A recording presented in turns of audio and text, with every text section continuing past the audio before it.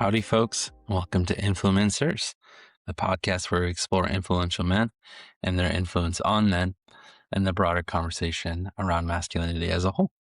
So today will be another continuation of this ongoing bonus series, right? 9 episodes for the 9 types of the Enneagram and how that intersects with masculinity. Let's get started in the same way that we always do, which is through type 5s and their motivation. So, type 5s. The key thing that is a source of motivation for type 5s is this concept of understanding life through observation of it rather than participation in it.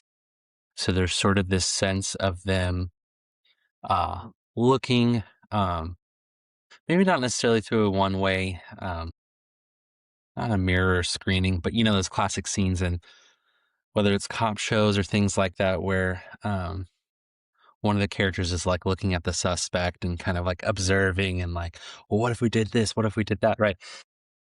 Obviously, this metaphor is not perfect, but I like it insofar as more often than not, 5s can kind of struggle to sort of think that through observing as much as possible, they'll be able to handle life best and especially if more often than not, they are attempting to observe it rather than to actually partake in it.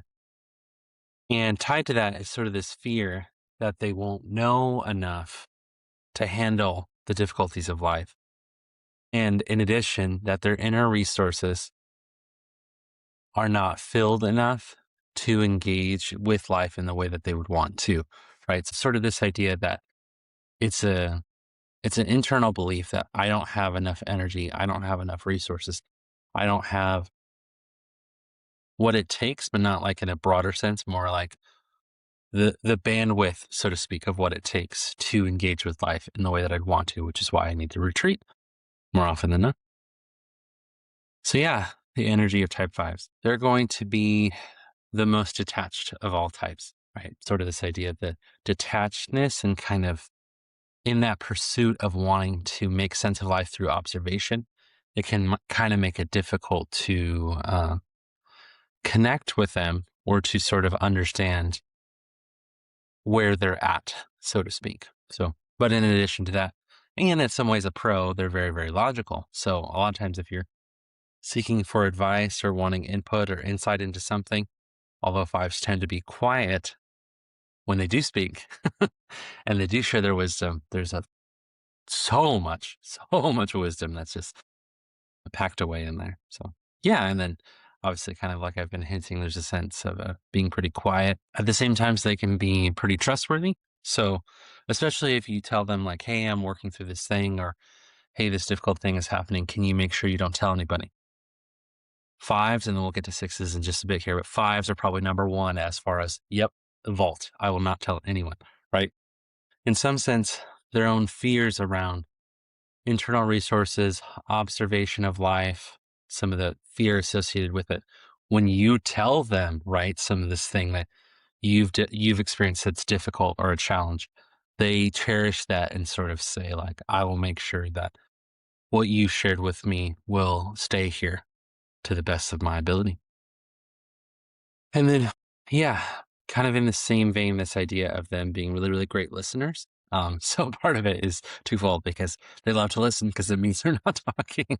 And in some ways, they prefer it that way. But the flip side, or at least the positive side, is that they really are hearing and understanding what you're having to say. And so it can be one of those things where you're kind of like talking a lot. And then in that conversation, you're like, I don't know if they understood maybe necessarily what I was saying. And then weeks later, months later, they'll be like, and then you said this thing, and then this thing, and this thing. And it's like seamless, perfect. They understood you like impeccably. And you were kind of like, oh, okay, awesome. And then, yeah, they tend to have a small circle of people that they're close to. And in addition, that small circle tends to be, not always, but tends to be a group of people with which they have either shared passion or interests. So yeah, their behavior. They're the most thorough of researchers. So any and all of us can research and research well.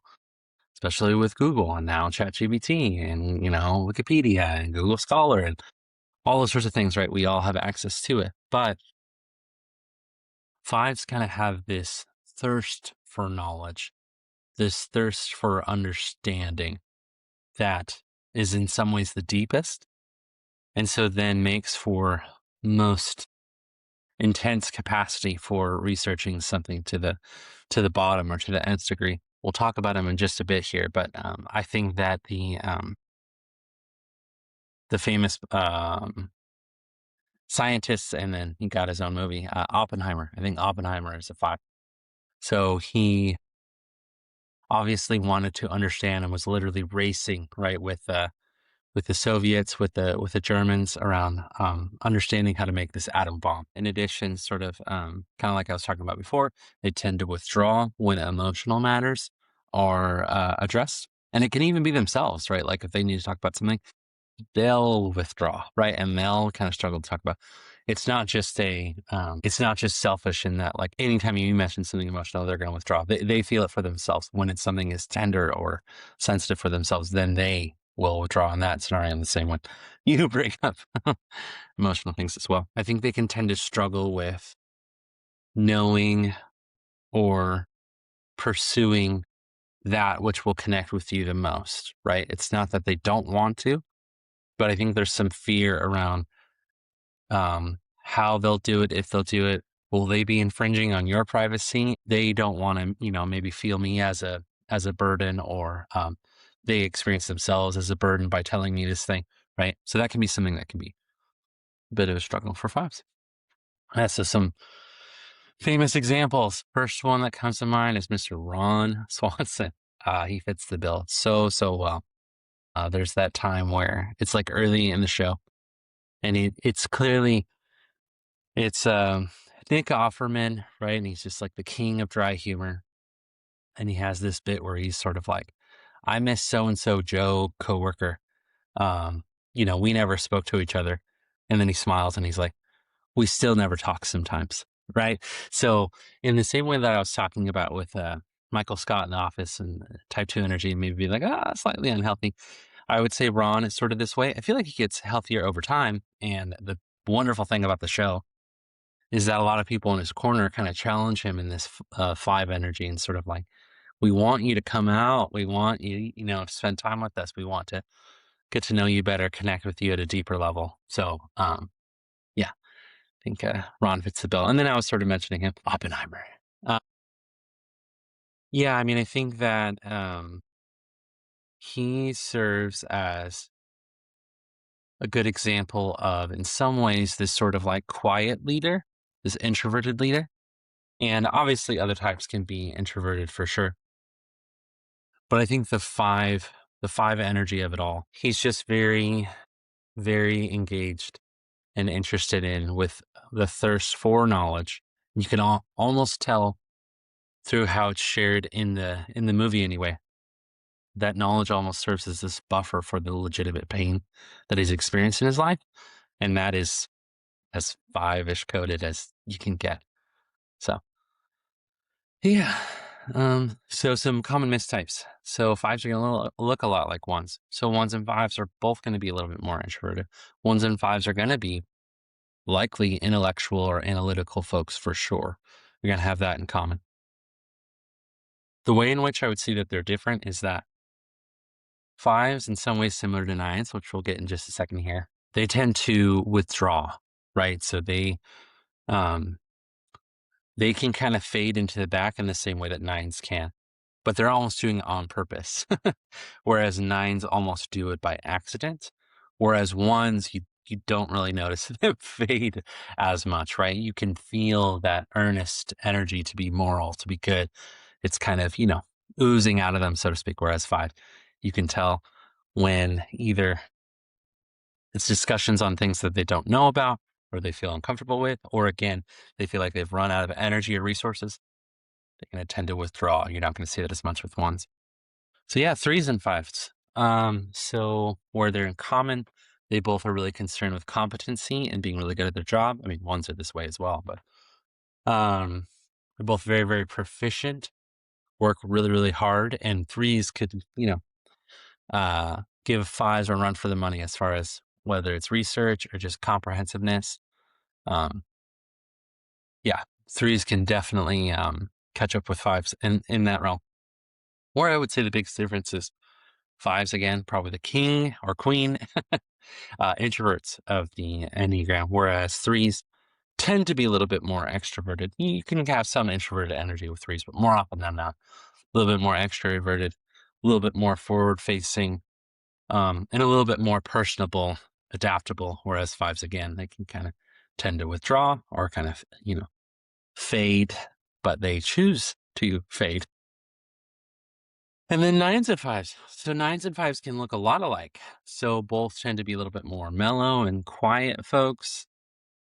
Both tend to be good to talk to, great listeners. Where I would say that fives and nines are a little bit different is you're going to palpably experience the kindness of type nines, right? They're in some ways they're so nice it hurts. Whereas with fives, they can definitely be kind, but it's a little bit more. It's not necessarily going to be as warm per se as it's going to be with nines. Um, they're going to be also a bit more concerned than nines around competence, around doing things the best that they can. This is not saying nines don't care about that, but fives in particular, right? Competence and prowess, so to speak, is really, really core and important for fives. Whereas nines, they can care about that, but that's not necessarily going to be front and center. So yeah, the tell. Um, this is somewhat of a vague one, but the tell I would say with fives is they just tend to be the most distant, especially in an emotional manner, right? Um, there's a tendency, and I'm drawing on Uranio Buys, who he has a Enneagram podcast that I highly recommend, Enneagram 2.0. He's also type 5. Kind of talks a lot about this experience of he himself being a type 5, experiencing life as if he was being engulfed by it, right? Engulfed by the demands of people that, around him that he loves and he cares about, engulfed by the demands of his workplace, engulfed by, list of things that, there's a sense of being engulfed by. So that's where that withdrawing, that kind of drawing back is going to be at its strongest and most pronounced. It's sort of like, um, there is that concern around if I only have a certain amount of that resource, right? That the term avarice, which it's a synonym for the word greed, but it's not necessarily greed around money. It's more greed around, I don't know if I have the resources to give what I would want to give. I'm like worried about that. So that's how you're going to experience more, most often with fives, is that they can be a little bit more withdrawn and you kind of want more from them, so to speak, emotionally, but then they're worried that they won't be able to give it to you. And then the other one is like any type can be brilliance in an unconventional way, but a bingo card for fives is almost always they're going to have some version of brilliance on their bingo card that's a little bit quirkier and unconventional. And then their conversational pattern tends to be, lecture or a thesis. It's sort of this concept of I am a student of fill in the blank. Right? Like it literally doesn't matter for Oppenheimer. It's a student of quantum physics, right? For Ron Swanson, it says, I'm a student of, what would it be like? Libertarianism, right? Of meritocracy, something like that, right? For others, it can be, I am the, student of reptiles. I am a student of basketball, right? Literally, I just make up any topic and they sort of take on that quality of when they're talking about, especially a topic that they're interested in, you almost feel like you're suddenly in a professor's hall as they're talking about it, especially when they're given space to really go nuts and talk about it in great, great detail. And then some institution or places that are definitely going to have five energy. So I've kind of already been hinting at it, but academia, right? Person, standing up and giving a lecture to dozens or sometimes 100 people about something that they really, really know, that they're very, very passionate about, and they can kind of know that within the confines of that space, it will stay to the singular topic. Very five-ish, very five-ish. And then another one I put is a very remote cabin. So again, drawing on Ron Swanson, loves his cabins, loves that no one knows where they are, loves that he can just go out, be remote by himself, and just relax. And then another one is a board game shop. So Um, just sort of that place where there's all these different quirky ideas of this game, that game, how these things work, how do the mechanics, work in this space, right? And then in some ways, it kind of like loosens them up to be a little bit easier to socially engage with and connect with because they're in the mode of this particular game or thing that they find really interesting. Right. Well, that is the show for today. That's Enneagram 5. So look for Enneagram 6s at some point. And then obviously in our normal show, we are pumping them out. We're getting a lot of different episodes out, including a recording of the Batman, very soon. So, all right, fam. Well, hope you all have a good one, and I'll see you next time. Peace.